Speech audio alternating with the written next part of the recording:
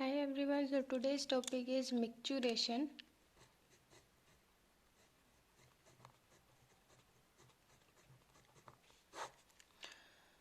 Urine जो nephrons urine form कर रहे थे वो लेके जाते हैं carried out to the urinary bladder. तो यूरिन जो नेफ्रॉन में फॉर्म हो रहा था वो यूरिनरी ब्लैडर में जाता है where it is stored till a voluntary signal is given by the central nervous system. तो यूरिनरी ब्लैडर में ये जब तक स्टोर रहता है जब तक यूरिनरी ब्लैडर में स्टोर होता है store till a voluntary signal is given bye CNS central nervous system. तो जो सिग्नल है वो इनिशिएटेड होता है। ये सिग्नल कैसे आता है? सिग्नल पहले जब यूरिनरी ब्लैडर के अंदर स्ट्रेचिंग होगी, stretching of urinary bladder as it gets filled with urine,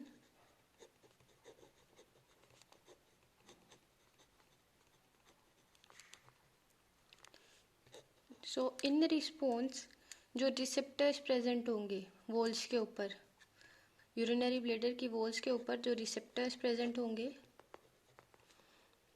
वो सिग्नल सेंड करते हैं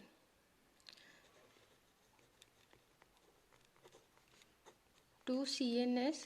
उसके बाद फिर CNS वॉलेंटरी सिग्नल देता है। तो ये CNS का सिग्नल ऐसे जनरेट होता है जब स्ट्रेच होता है यूरिनरी ब्लैडर, जैसे जैसे इसमें यूरिन फिल होता है उसके बाद जो वॉल्स पे रिसेप्टर्स प्रेजेंट होते हैं वो सिग्नल भेजते हैं CNS तक। उसके बाद CNS मोटर पैसेज, जो मोटर सेल्स होती है, मोटर न्यूरॉन्स होती है,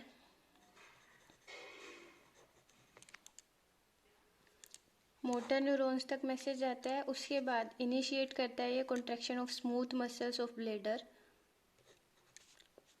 initiation of contraction of smooth muscles of bladder। उसके अलावा रिलैक्सेशन होती है यूरिथरी, जो यूरिथ्रल स्फिंक्टर प्रेजेंट होगा, यूरिथ्रल स्फिंक्टर रिलैक्सेस, जिसकी वजह से स्फिंक्टर के रिलैक्स होते ही रिलीज होता है यूरिन। सो ये प्रोसेस थी स्टार्टिंग से कि यूरिनरी ब्लैडर के अंदर नेफ्रॉन्स जो यूरिन फॉर्म करते हैं उसको भेज देते हैं। फिर यूरिनरी ब्लैडर में जब तक एक वॉलेंटरी सिग्नल नहीं आता ये वहीं पे यूरिन फॉर्म होता रहता है, स्टोर होता रहता है।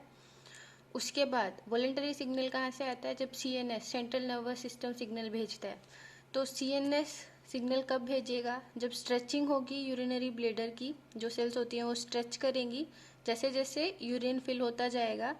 फिर इस प्रोसेस को रिसेप्टर्स जो प्रेजेंट होंगे वॉल्स के ऊपर वो सिग्नल भेजेंगे CNS पे। फिर CNS मोटर मैसेज भेजता है, मोटर मैसेज इनिशिएट करता है contraction of smooth muscles of bladder, और कॉन्ट्रैक्शन इनकी होगी स्मूथ मसल की, पर रिलैक्सेशन होगा जो यूरिथ्रल स्फिंक्टर होगा वो रिलैक्स करेगा, जिसकी वजह से रिलीज हो जाएगा यूरिन।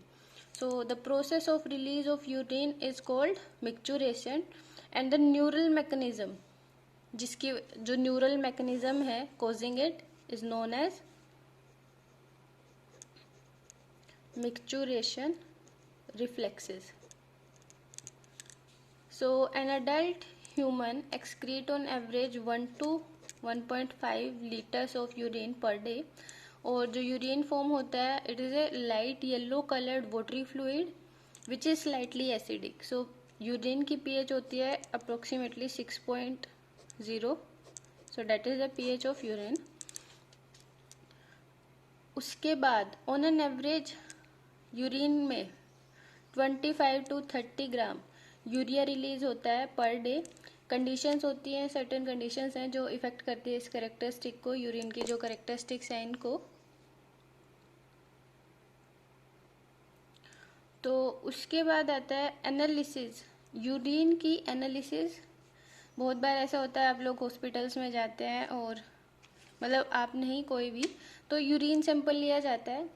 सो यूरिन सैंपल हेल्प करता है क्लिनिकल डायग्नोसिस में।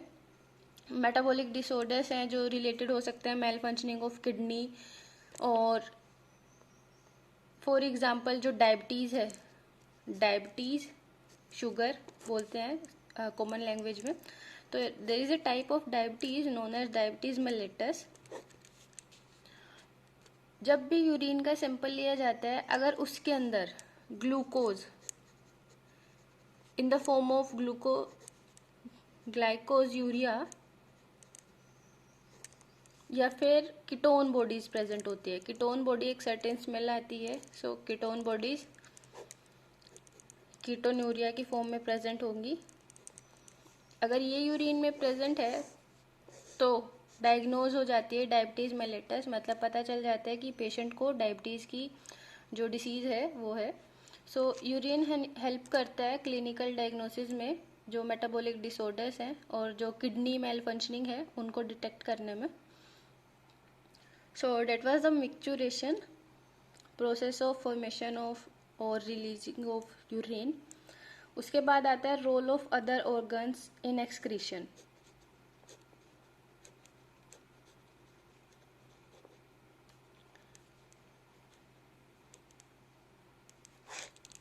सो किडनी के अलावा और कौन कौन से ऑर्गन्स हैं जो एक्सक्रीटरी वेस्ट को एलिमिनेट करते हैं?